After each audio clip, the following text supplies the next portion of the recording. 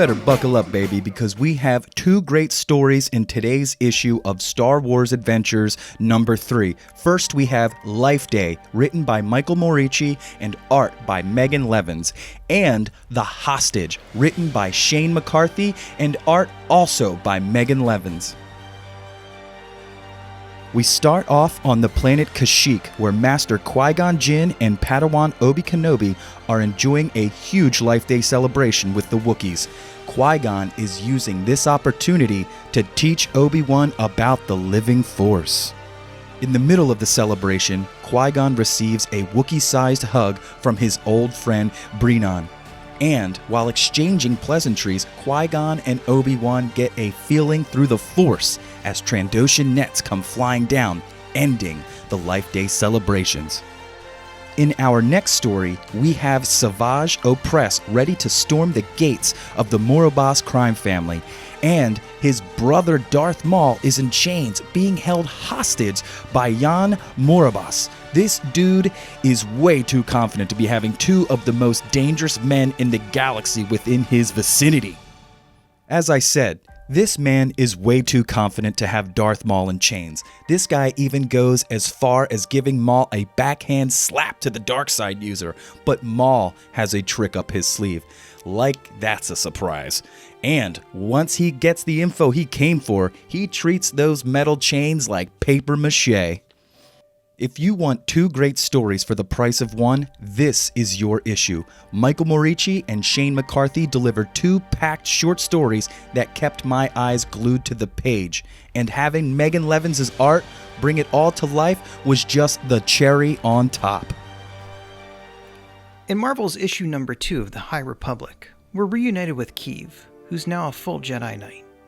On her first mission, she encounters a deadly foe, one that Master Skier knows all too well. Written by Cavan Scott, this issue is titled There Is No Fear, Chapter 2, Tomb in Space. Our story opens on the galactic frontier, where Kiev pilots a small crew of Jedi Knights on a rescue mission. Joined by Master Skier, as well as twins Tarek and Carrot, the shuttle drops out of hyperspace, revealing a terrifying scene. For a moment, it appears that our heroes were too late. But Kiev senses life in the scattered debris, and Skier confirms that the main hull is intact. The Jedi prepare to board. Boarding the ship, the Jedi are surrounded by toxic, billowing smoke. They recognize the smoke as a poison gas, a tactic of the Nile. Now, most of the heroes have only read about the Nile, but Skier has faced them, and for a brief moment, he's transported back. The Jedi split into teams of 2. Carrot and Kiev discover a chamber with a Hutt corpse? Now, a Hutt in Republic space raises questions, but Skier finds something interesting too. A shipment of grain. And it's at that moment that the rescue mission turns into a fight for survival. The Jedi are caught off guard. Tarek is injured. And Skier's puzzled. How is it that the Jedi Knights could not sense the presence of their attacker? Skier decides to hunt his enemy as his ancestors once hunted the Frist wolves, the old-fashioned way. Without giving away what happens next, we can say that after being introduced to the Nile, the galactic frontier doesn't feel quite as safe as it once did.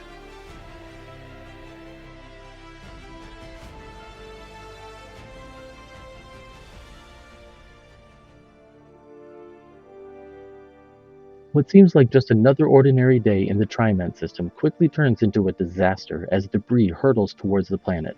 But don't worry, help is on the way. We turn to meet Lula Talisola on a ship full of Padawans being trained by none other than the master himself, Yoda. Let's say a mid-50s Yoda. They are the only ship within range to help Triman, but Lula has a secret.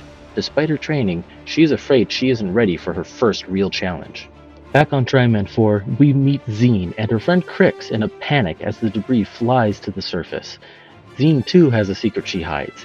She's been taught by her elders to never feel or use the Force, but the truth is, she does feel it.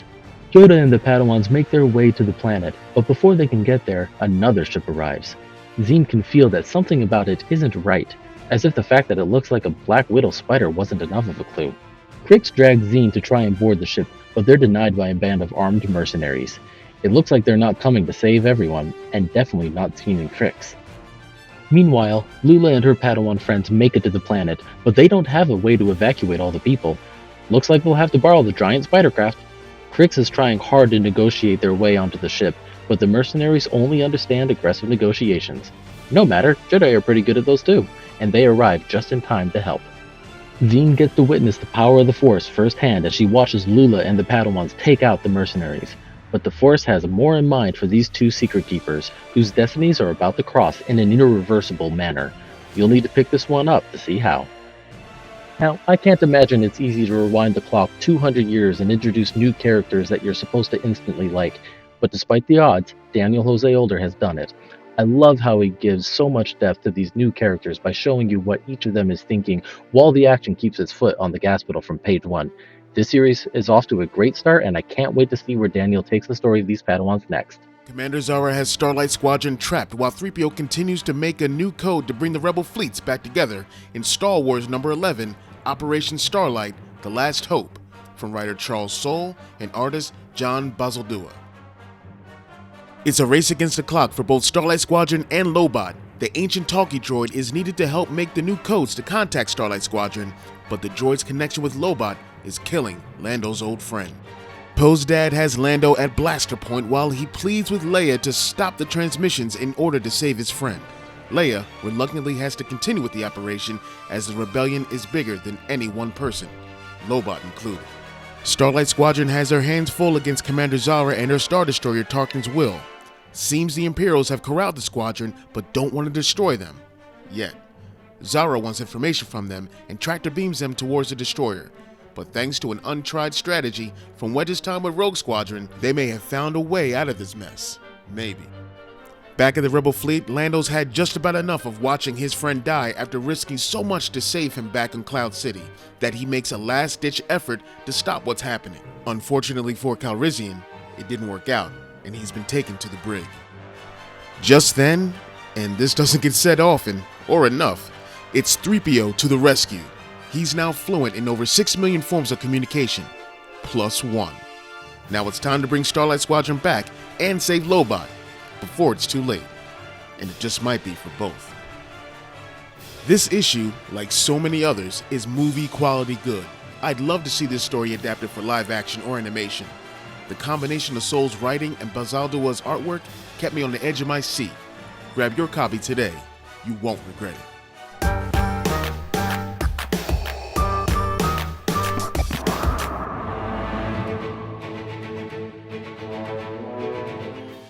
And thanks again for joining us for another quick shot of BROAXIUM. If you like this video, force push that like button and subscribe to this channel. You can find us all over social media, Facebook, YouTube, Instagram, and Twitter. And may the Force be with you.